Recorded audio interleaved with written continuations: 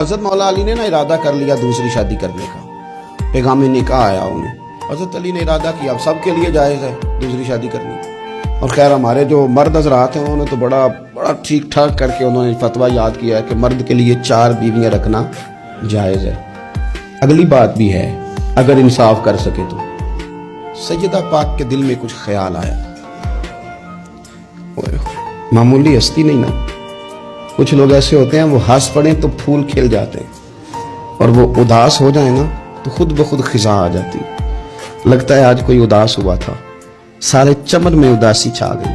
حضرت فاطمہ اداس ہوئی، پریشان ہوئی، حضور کو پیغام گیا، نبی پاک ممبر پہ بیٹھے، فرمایا سنو لوگوں، فاطمہ میرے جگر کا ٹکڑا ہے، قربان جائیں۔ یہ بھی انداز ہوتا ہے، فرمایا یہ میرے جگر کا ٹکڑا ہے، جس نے اسے ناراض کیا اس نے مجھے ناراض کیا، جس نے اسے راضی کیا اس نے مجھے راضی کیا۔ پاک رسول کی پاک بیٹی، عزت والے نبی کی عزت والی، شانوں والے رسول کی شانوں، وہ جس نے معزز کیا گھرانے کو اور حسین پال کے جس نے دیا زمانے کو۔